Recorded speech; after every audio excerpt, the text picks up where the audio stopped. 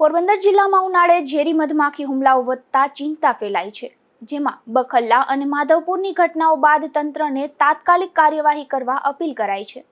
ત્યારે આ અંગે અગ્રણી રામદેવભાઈ મોઢવાડિયાએ સૂચનો કર્યા છે. પોરબંદર જિલ્લામાં ઉનાળાની શરૂઆત સાથે જ ગ્રામ્ય વિસ્તારોમાં ઝેરી મધમાખીના ઝુંડ દ્વારા હુમલાની ઘટનાઓ વધતા ચિંતા ફેલાઈ છે.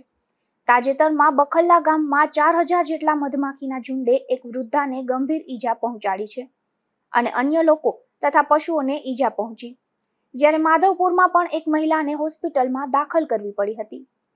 હેલ્થ એજ્યુકેશન એન્ડ ચેરિટેબલ ટ્રસ્ટના ચેરમેન રામદેવભાઈ મોઢવાડિયાએ જણાવ્યું કે આવી ઘટનાઓ માત્ર દુર્ઘટના નહીં પરંતુ જાગૃતિના અભાવનું પરિણામ છે. તેથી ગ્રામ્ય જનતાએ સાવચેત રહેવું અને તંત્રએ પોતાની જવાબદારી નિભાવવી અનિવાર્ય બની છે. પોરબંદરની હેલ્થ એજ્યુકેશન એન્ડ ચેરિટેબલ ટ્રસ્ટના ચેરમેન રામદેવભાઈ મોઢવાડિયાએ જણાવ્યું હતું કે પોરબંદર જિલ્લામાં દર વર્ષે ઉનાળાની ઋતુ શરૂ થતાં જ ગ્રામ્ય વિસ્તારમાં ઝેરી મધમાખીના ઝુંડ દ્વારા વાડી અને ખેતીવાડી વિસ્તારોમાં હુમલાની ઘટનાઓ વધી જાય છે. ઘણીવાર આવા હુમલાઓ જીવલેણ સાબિત થાય છે. આવા બનાવો માત્ર દુર્ઘટના નથી પરંતુ જાગૃતિના અભાવ અને સાવચેતીના અભાવે સર્જાતી ગંભીર પરિસ્થિતિ છે. તેથી ગ્રામ્ય જનતાએ સાવચેત રહેવું અને તંત્રએ પોતાની જવાબદારી નિભાવવી જરૂરી બની જાય છે. ઉનાળાની ઋતુમાં તાપમાન વધતા મધમાખીઓ વધુ ચીડિયાળી બને છે.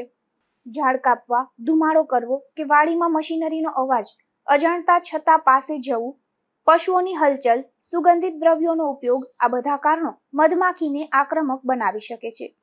એકવાર ઝુંડ ઉશ્કેરાય તો હજારો મધમાખીઓ એક સાથે હુમલો કરે છે. રામદેવભાઈએ વધુમાં જણાવ્યું છે કે મધમાખી હુમલો કરે ત્યારે હાથ હલાવીને મારવાનો પ્રયાસ ન કરવો. તરત જ માથું અને ચહેરો ઢાંકી સુરક્ષિત જગ્યાએ દોડવું. ઘર, ગાડી અથવા કોઈ બંધ ઓરડામાં તરત પ્રવેશો.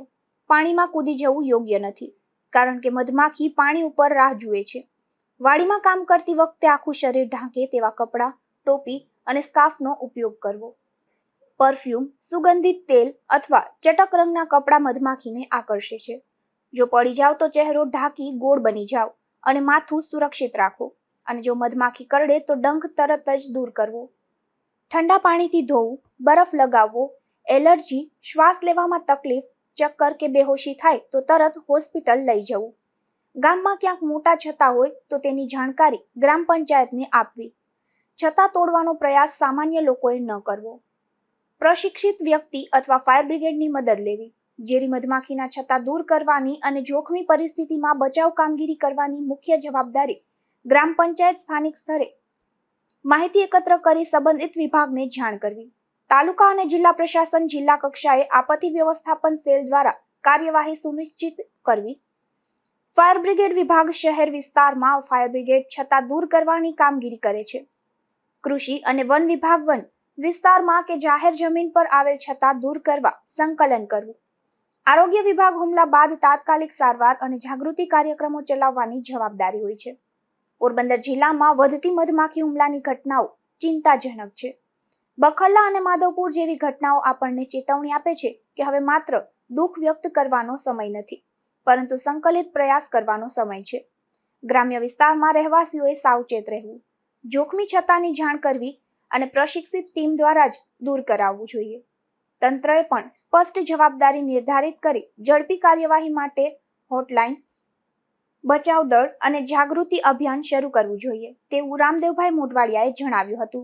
નિપુલ પોપટ સાથે અશોક થાનકી, ગુજરાત ન્યૂઝ, પોરબંદર.